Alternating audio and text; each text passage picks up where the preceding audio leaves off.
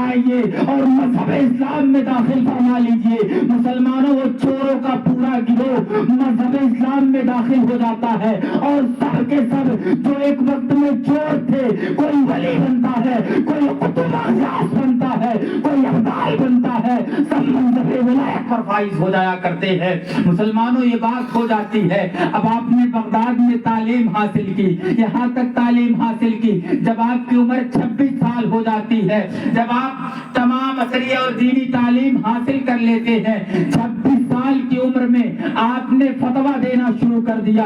26 سال کی عمر میں ادھر آپ کی والدہ ماجدہ، آپ بغداد آئے، آپ کے پاس جو درہم و دینار تھا سب ختم ہو گیا، اب آپ کے پاس کھانے کا کوئی سامان نہ تھا، آپ بھوکے رہتے۔ تاریخ یہ بتاتی ہے کہ آپ جنگلات میں چلے جاتے تھے، پورے کئی دن گزر جایا کرتے تھے، آپ پتے کھا کر کے زندگی گزارا کرتے تھے۔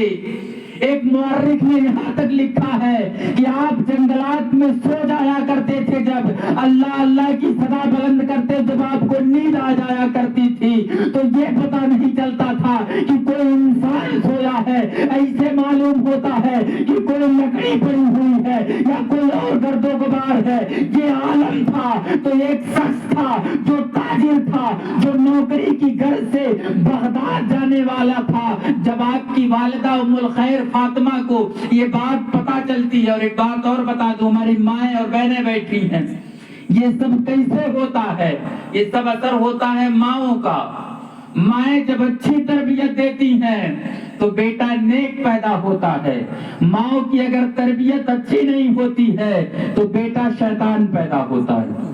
آؤ دیکھو، میں بتاتے چلوں، جب ماں ہاجرہ ہو تو بیٹا اسماعیل ذبیح اللہ پیدا ہوتا ہے، جب ماں سیدہ آمنہ ہو تو بیٹا خاتم النبیین احمد مصطفیٰ پیدا ہوتا ہے، جب ماں ام الخیر فاطمہ ہو تو بیٹا غوث اعظم پیدا ہوتا ہے، جب ماں بی بی ماہ نور ہو تو بیٹا غریب نواز ہند الولی پیدا ہوتا ہے۔ یہ ماں کی شان ہوا کرتی ہے۔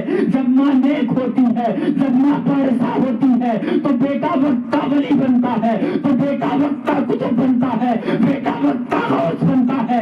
لیکن جب ماں پائسا نہ ہو، ماں نیکوکار نہ ہو تو جو بیٹا پیدا ہوگا یا تو چور ہوگا، یا تو شرابی ہوگا، یا تو کبابی ہوگا، یا تو چنڈال ہوگا، یا تو شیطان ہوگا۔ لیکن مسلمانوں، جو ماں ہوتی ہے وہ اگر نیک ہے، قرآن کی تلاوت کرنے والی ہوتی ہے تو بیٹا غوث اعظم کا شدائی ہوتا ہے، بیٹا غریب نواز کا ماننے والا ہوتا ہے، بیٹا مختوم اشرف کا چاہنے والا ہوتا ہے، بیٹا اعلیٰ حضرت کا مستانہ ہوتا ہے۔ یہ کیوں؟ یہ ماؤں کا اثر ہے۔ مائیں جیسی تربیت کرتی ہیں، اپنے پیٹ میں رکھ کر کے مائیں جو سکھلایا کرتی ہیں، بیٹا ویسے ہوتا ہے۔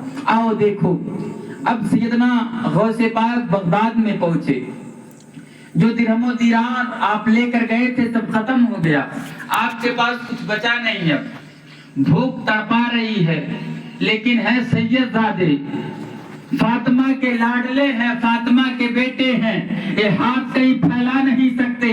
رسول پاک نے کہا کہ خاندان رسول میں ہاتھ جو پھیلائے یہ حرام ہے، مانگنا سوال کرنا یہ حرام بتایا گیا ہے۔ اللہ کے حبیب کا فرمان ہے، جب آپ کو بھوک ستاتی ہے اور اپنے نانا جان کا فرمان یاد آ جاتا، اپنے بھوک کو برداشت کر لیتے، پھر اللہ اللہ کی صدائیں بلند کرنے لگتے، لیکن بھوک جینے نہیں دیتی۔ غیب سے آوازیں آتی تھی، عبد القادر چلے جاؤ، کہیں سے نان بائی کی دکان ہے، نان بائی ہے، روٹی بنانے والا ہے، غیب سے آواز آتی ہے، اے عبد القادر چلے جاؤ اور وہاں سے ادھار لے کر کے کھا لو۔ عبد القادر کو یہ بھی گوارا نہیں ہوتا میں اس دکاندار کے پاس جاؤں، اگر وہ انکار کر دے گا تو میں کون سا چہرہ لے کر کے واپس آؤں گا۔ لیکن مسلمانوں، بھوک جاتا ستاتی ہے، اوپر سے غیب سے آواز آتی ہے، صدائیں آتی ہے، عبد القادر نان بائی کے دکان پہ چلے جاؤ. نان بھائی کے دکان پہ آپ جاتے ہیں, جانے کے بعد کہتے ہیں اے نان بھائی تو مجھے روزانہ ایک روٹی دے دیا کر, اور اس کی جو اجرت ہوگی, جو قیمت ہوگی, اسے میں ادا کر دوں گا. لیکن کب ادا کروں گا؟ جب میرے پاس پیسہ ہوگا. اگر نہیں ہو پائے گا درہم و دینار تو تم معاف کر دینا. کیا تم مجھے ایک روٹی روزانہ دے سکتے ہو؟ تو نان بھائی نے اتنا سن کر کے مسکرانے لگا, مسکرا کر کہا اے بچے ابھی کم عمر ہیں. کہہ رہے ہیں وہ نان بھائی کہہ رہا ہے بچے تم لے جاؤ کھاؤ. کون تم سے درہم و دینار مانگ رہا ہے؟ کون تم سے پیسہ مانگ رہا ہے؟ تم اسے لے جاؤ کھاؤ.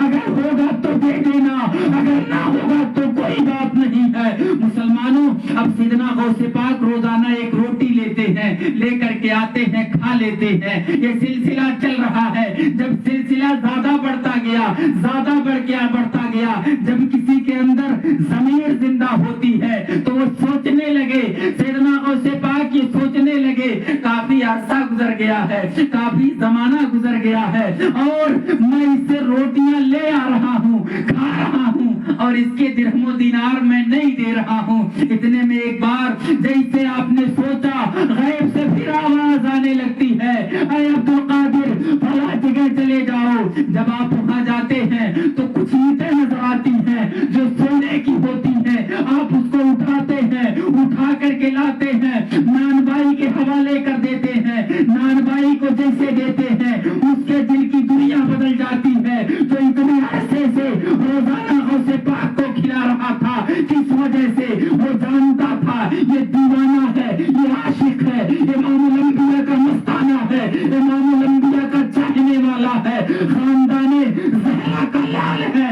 یہ جانتا تھا. جاننے کے بعد جیسے یہ غوث پاک نے یہ اینٹ اس نان بھائی کے حوالے کیا ہے, حوالے کرنے کے بعد کہا, سیدنا غوث پاک کہتے ہیں اے نان بھائی لے آپ کا اس میں جو اجرت ہو لے لو, اگر کچھ اور بچے تو اسے میں دوبارہ دے دوں گا جیسے آپ نے دیا ہے. دینے کے بعد کہا آپ سے کوئی مانگا نہیں تھا, آپ نے جو دے دیا وہ ہو گیا, اور آپ کا کوئی آپ اب اجرت باقی نہیں ہے. مسلمانوں, سیدنا غوث پاک کی وہ ذات ہے, ہر موڑ پر پروردگار آپ کی رہنمائی کرتا ہوا نظر آتا ہے. اور ایک اور بات آپ کو بتائیں, آپ کی سخاوت کی بات ہے. جب آپ بغداد آئے, آپ کے کھانے کے پاس کچھ سامان نہ تھا, تو آپ کی والدہ نے ایک شخص جو بغداد نوکری کے گھر سے جا رہا تھا, تو آپ نے اس کے ذریعے کچھ درہم و دینار دلائے.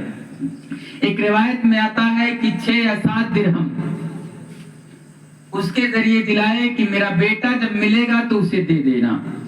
اب وہ شخص بغداد پہنچا, نوکری ڈھونڈتا رہا, نوکری کہیں مل نہیں رہی ہے, کوئی ٹھکانہ نہیں ہے.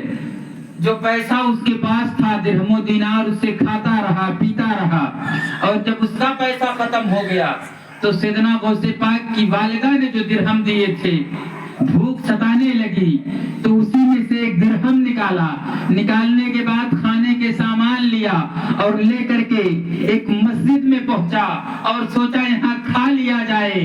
اور سیدنا غوث پاک اس حال میں تھے کہ آپ بھوکے تھے, آپ کے پاس کچھ نہیں تھا, آپ پریشان حال تھے, آپ کا یہ حال تھا کہ آپ چل نہیں سکتے تھے صحیح طریقے سے, اس طرح آپ کو بھوک ستا دی تھی. لیکن مسلمانوں, آپ نے سوچا چلے سامنے مسجد ہے, کچھ آرام کر لیا جائے. آپ اسی وجہ سے مسجد میں پہنچتے ہیں. جب آپ مسجد میں پہنچتے ہیں, دیکھتے ہیں ایک شخص ہے جو دسترخوان کھول کر کے کچھ کھانے جا رہا ہے. آپ نے سوچا چل کر کے کچھ مانگ لیا جائے, ہو سکتا ہے کچھ مل جائے. پھر آپ کی ضمیر نے یہ گوارا نہ کیا کہ ایک سید زادہ ہو کر کے مانگے, کسی کے سامنے دستے سوال دراز کرے. آپ نے اپنے دل پر ہاتھ رکھ کر کے سوچا, پھر آپ پیچھے ہو گئے, آپ نے مانگنے کی کوشش نہ کی. وہ شخص خود بلایا کہ اے شخص آؤ, قریب آ جاؤ. جب قریب بلا کر کے کہتا ہے آپ بھی کھا لیں, یہ کھانا ہے. تو عبد القادر جیلانی نے کہا تھا نہیں آپ کھائیے, میں نہیں کھا سکتا, یہ سلسلہ چل رہا ہے. عبد القادر انکار کر رہے ہیں. وہ نوکری کرنے جو آیا ہے, جو سیدنا غوث پاک کی والدہ کا پیسہ لے کر کے آیا ہے, غوث غوث پاک کو دینے کے لیے وہ اصرار کر رہا ہے، غوث پاک انکار کر رہے ہیں۔ اب یہ سلسلہ چل رہا ہے۔ اس شخص نے کہا آپ کون ہیں؟ تو اس نے کہا جو سامنے بیٹھا ہے میں عبد القادر ہوں، میں عبد القادر ہوں۔ تو وہ شخص کہتا ہے میں عبد القادر کے لیے کچھ درہم و دینار لایا تھا۔ پھر اس نے پوچھا آپ کہاں سے ہیں؟ تو اس نے بتایا میں جیلان سے چل کر کے آیا ہوں۔ تو یہ شخص کہا کہ آپ کی والدہ ہیں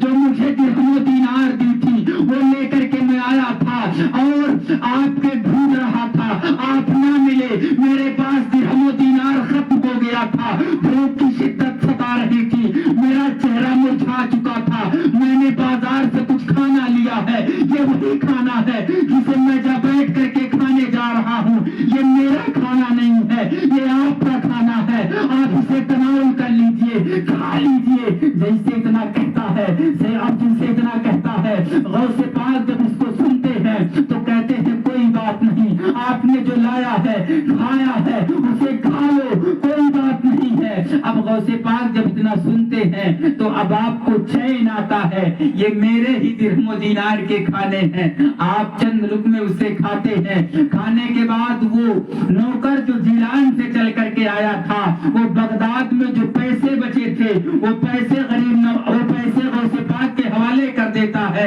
تو تقریباً 6 درہم تھے جو غوث پاک کے حوالے کر دیتا ہے۔ اب غوث پاک 6 درہم رکھتے نہیں ہے، اس میں سے تقریباً 4 درہم اس نوکر کو دے دیتے ہیں، محض 2 درہم اپنے حوالے اپنے لیے رکھتے ہیں۔ جیسے اتنا ہوتا ہے اس ذات کا نام ہے سیدنا غوث پاک، 4 درہم اپنے قیمت سے، 1 درہم کا تو کھانا خرید لیا اور جو 6 درہم بچا ہے اس میں سے 4 درہم اس نوکر کو دیتے ہیں جو نوکری کرنے کے گھر سے آیا ہے، محض 2 درہم اپنے پاس رکھتے ہیں۔ تو ہمیشہ آپ نے مصیبتوں کو چھانا ہے، مصیبتوں پریشانیوں کو اٹھایا ہے، اللہ کا محبوب بنا ہے، اللہ کے حبیب کا محبوب بن کر کے پوری دنیا میں بغداد کی مسجد سے یہ اعلان کرتے ہوئے نظر آتے ہیں یہ میرا قدم تمام اولیاء کرام کی گردنوں پر ہے۔ اس ذات کا نام ہے غوث پاک، اس ذات کا نام ہے عبد القادر جیلانی۔ پڑھیے درود پاک، اللہ